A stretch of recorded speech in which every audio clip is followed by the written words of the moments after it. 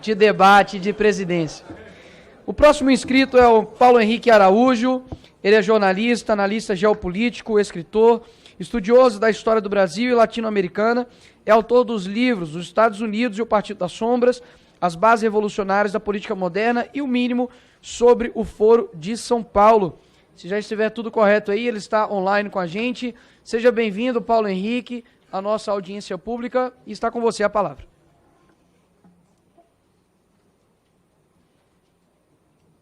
Bom dia, os senhores me ouvem? Estamos te ouvindo. Só o meu vídeo aqui está desativado, eu não consigo ativar, tem que ser pelo moderador da sala. Ok, vamos... Agora sim.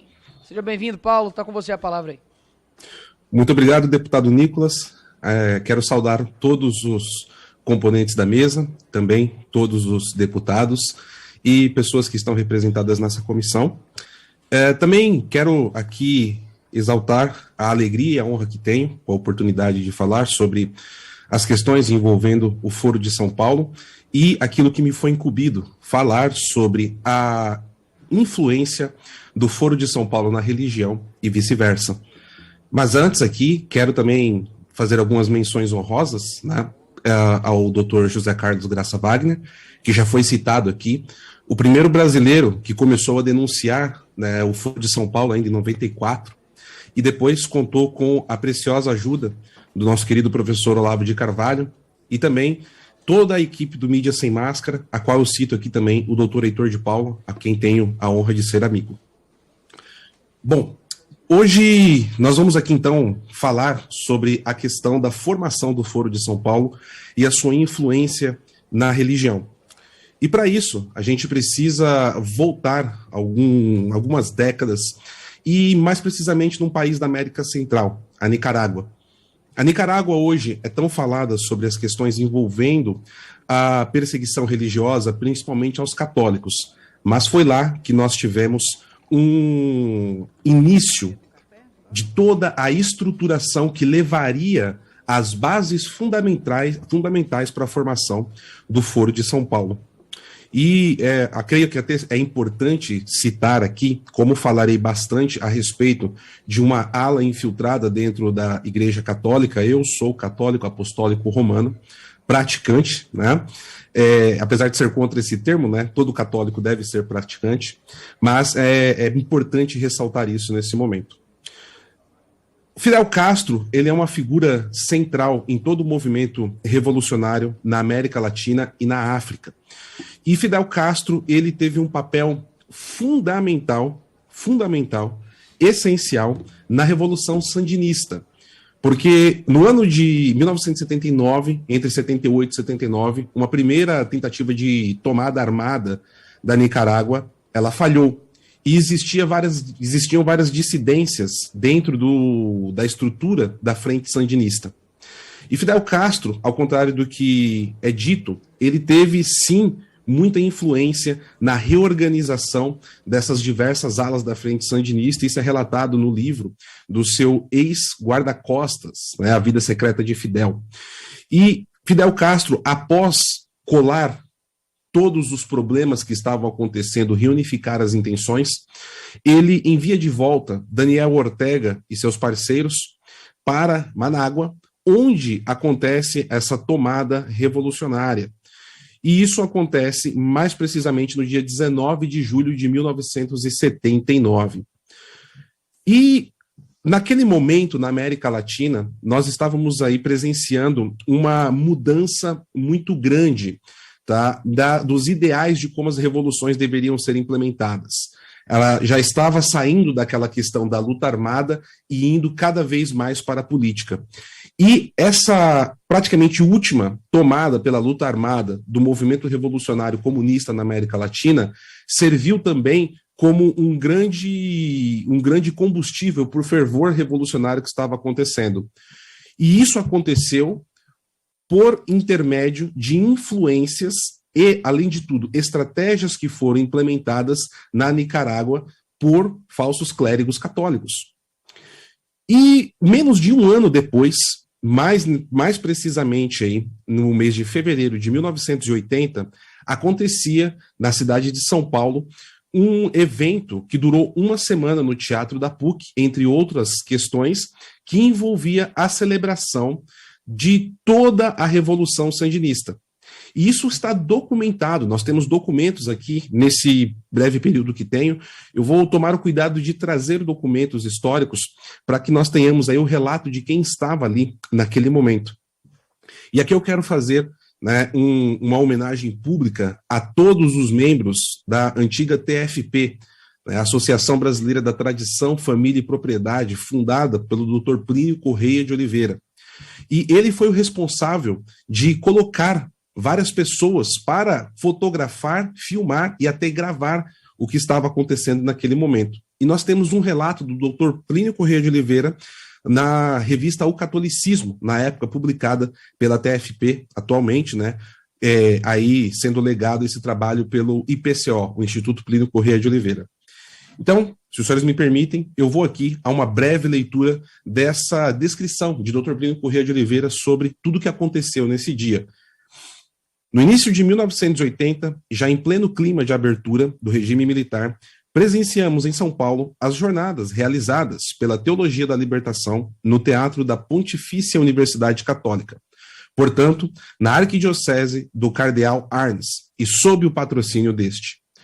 Chegou-me a informação de que reuniões mais reservadas se realizariam em Taboão da Serra, cidade próxima a São Paulo, numa antiga fazenda que pertence à Cúria, e na qual foram construídos prédios de tamanhos muito consideráveis. Ali funcionava o Instituto Paulo VI, centro de treinamento de líderes da Arquidiocese de São Paulo.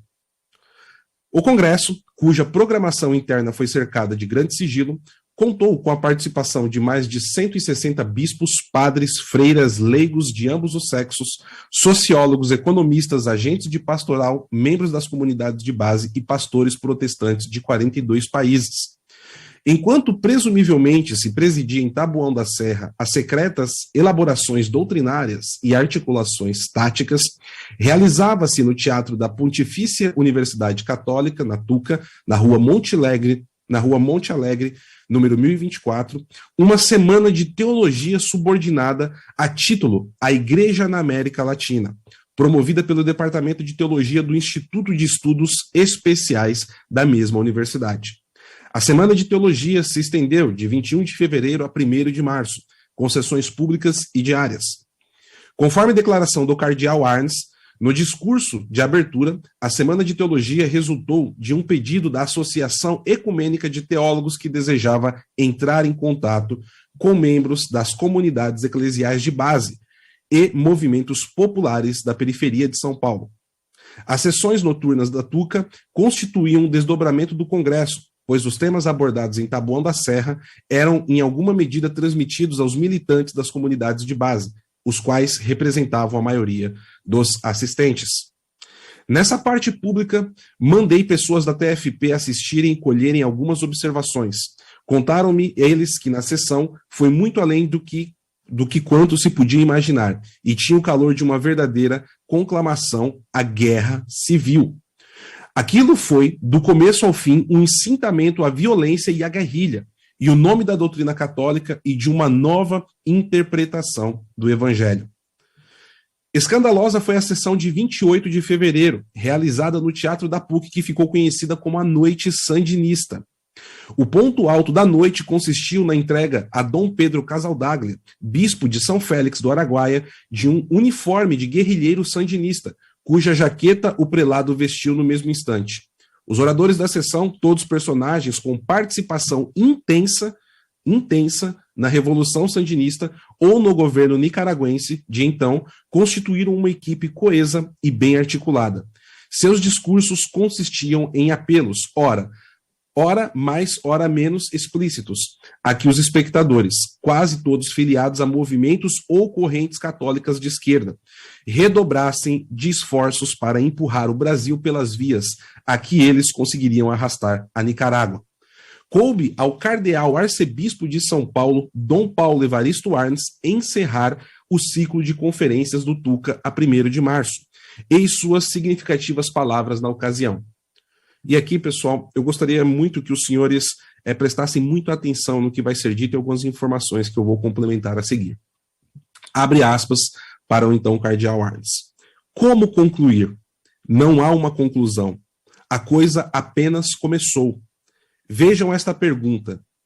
Chega de teologia e vamos à prática. Onde estão os grupos que vão para Nicarágua para aprender?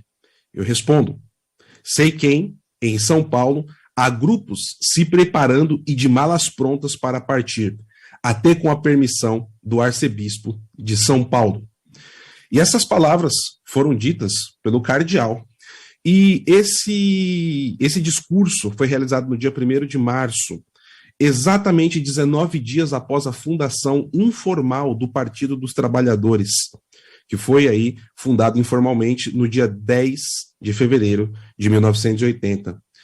Nas comemorações de 17 de julho de 1980 na Nicarágua, uma comitiva de brasileiros, sob as bênçãos aqui do cardeal, foi enviada para a Nicarágua, e dentre eles estava o atual presidente da República Federativa do Brasil, a qual já disse notoriamente em debates políticos e também em palestras do próprio Foro de São Paulo, que nessa data conheceu Daniel Ortega e também Fidel Castro.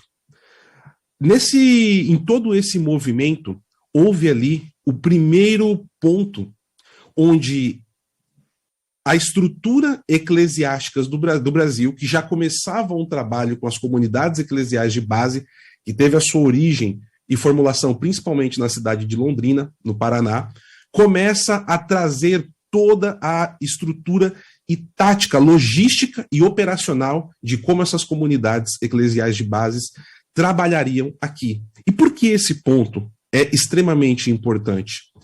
Foi a partir desse movimento que toda a mensagem da esquerda no Brasil, e principalmente do PT, do Partido dos Trabalhadores, começou a ser imposta diretamente às pessoas em missas, reuniões baseadas nas paróquias, e assim por diante. Aulas dominicais e também no meio protestante. E isso foi através da teologia da missão integral no meio protestante. E toda essa estrutura veio exatamente da Nicarágua, que hoje é tão conhecida pela perseguição aos católicos. Nesse momento, o Fidel Castro ele começa a perceber a importância de instrumentalizar a religião. Então, ele começa a receber em conferências, ainda nos anos 80, o Frei Beto, que foi assistente de primeira ordem dos 2 primeiros mandatos de Luiz Inácio Lula da Silva. E eles, através dessas gravações, produziram esse livro aqui, Fidel e a Religião. E nesse livro, Fidel Castro ele vai a todo momento descrevendo a sua luta revolucionária através das décadas que ele já estava em Cuba, com um verniz de missão religiosa e como a religião poderia ser instrumentalizada para isso. Vale ressaltar que nessa mesma época a Igreja Católica ela estava condenando todas as ações que vinham ali do núcleo da teologia da libertação, e foi ali promulgado 2 documentos pelo então cardeal Ratzinger, futuro Papa Bento XVI, condenando a teologia da libertação em 1984, primeiro, o segundo em 1986.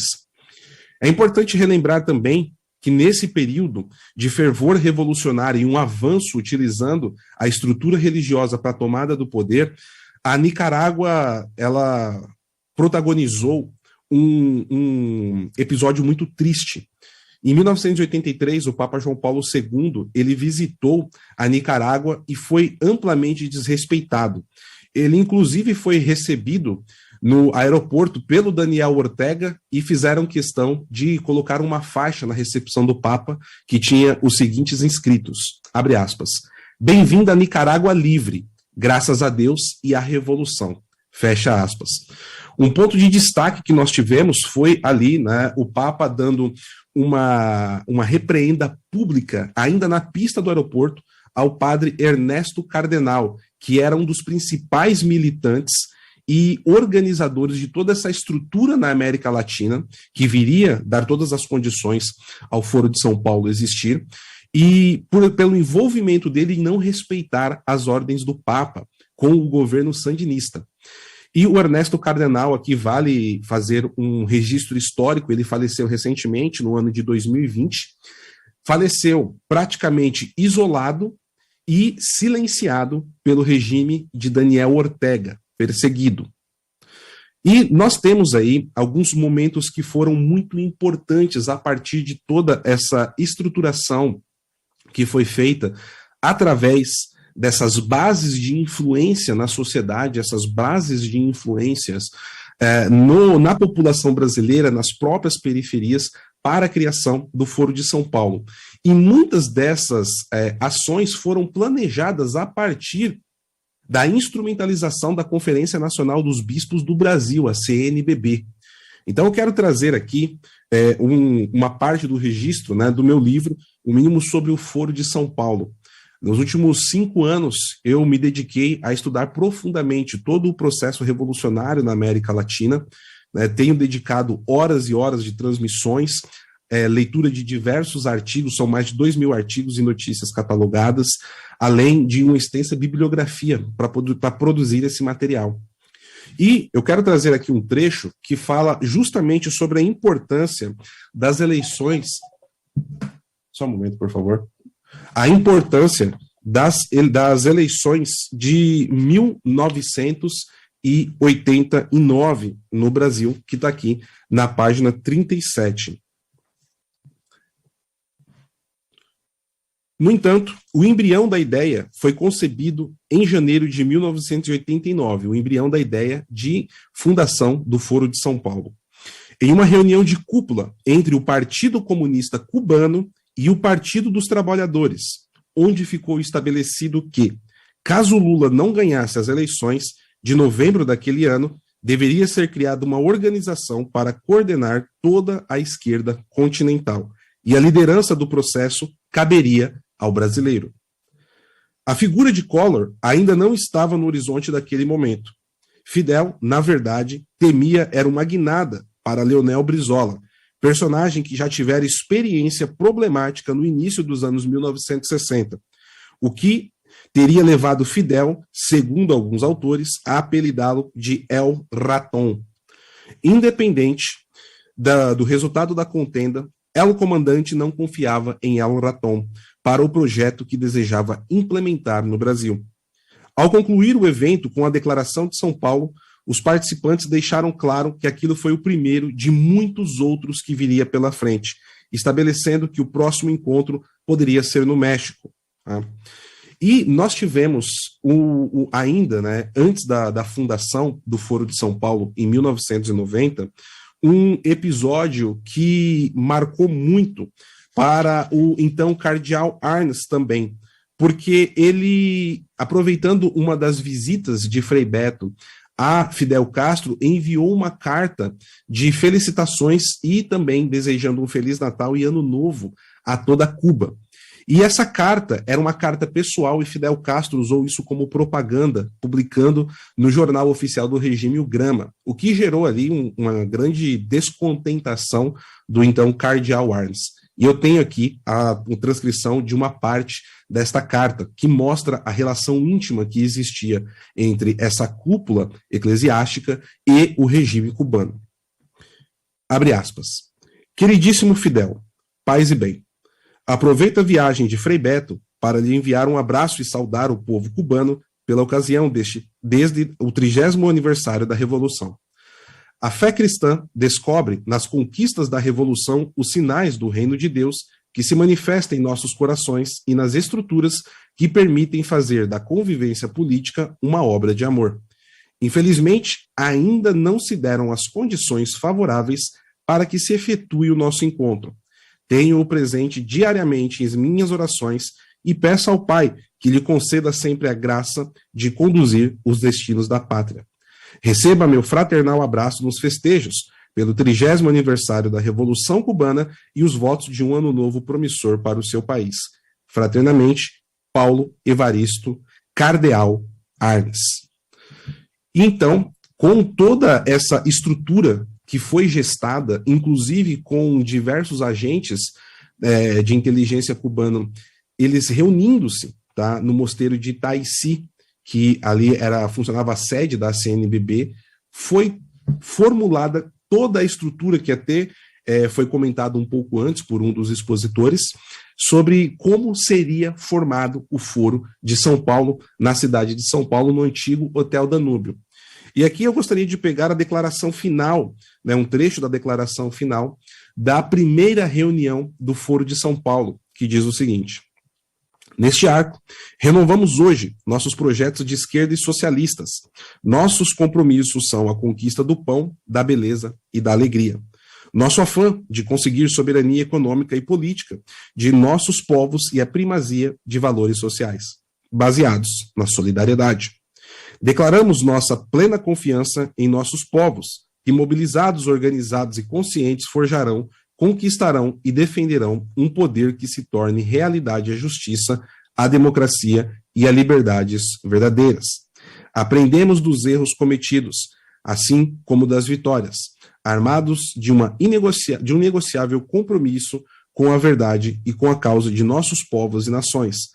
Nos colocamos a andar, seguros de que o espaço que abrigamos agora enchemos junto aos demais agrupamentos da esquerda latino-americana e caribenha, com nossos esforços de intercâmbio e de unidade de ação como cimentos de uma América Latina livre, justa e soberana. Então, nós aqui vemos nessa carta de intenção todo o processo de como o Foro de São Paulo já planejava desde então unificar as suas estratégias, unificar os seus métodos de implementação de políticas diretas.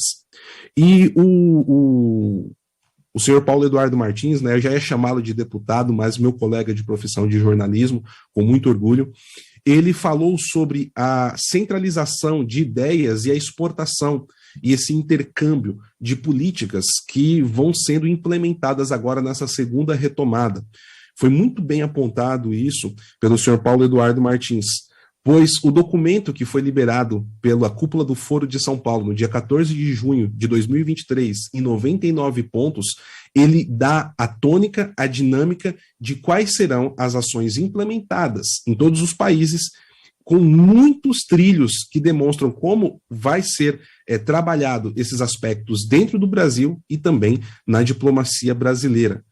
E isso envolve várias ações com países como Nicarágua, Cuba, Venezuela e a parte do autoritarismo voltado ao Partido Comunista Chinês também.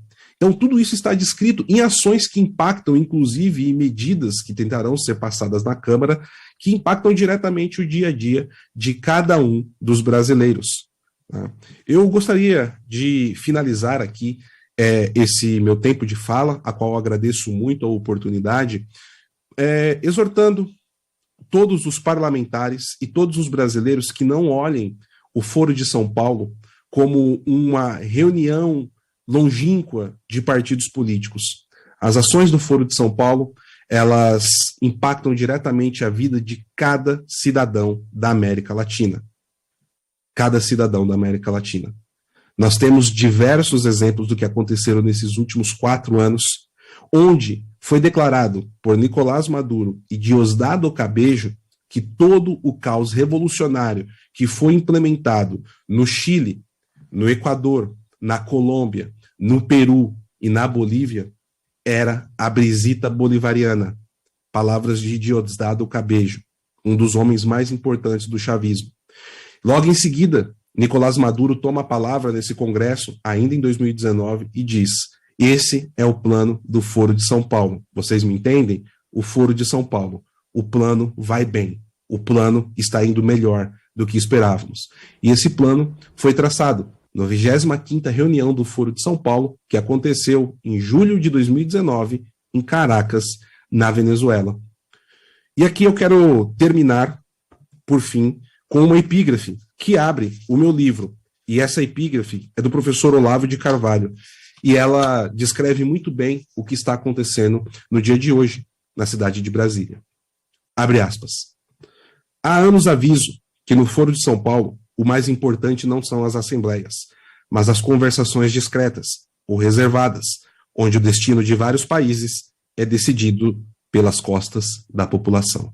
Fecha aspas, Olavo Pimentel de Carvalho. Estou à disposição. Muito obrigado pelo tempo. Devolvo a palavra à mesa. Muito obrigado, Paulo. Famoso PH Vox. Podemos acompanhar também pelas suas obras. Te agradeço pela brilhante explanação. Não é de hoje, né? Infelizmente, que a esquerda se utiliza aí, principalmente dos meios sacerdotais, da religião, para poder tentar colocar a sua agenda no campo também religioso. Te agradeço, Paulo Henrique. Seja sempre muito bem-vindo por essa comissão e também aqui por essa audiência pública.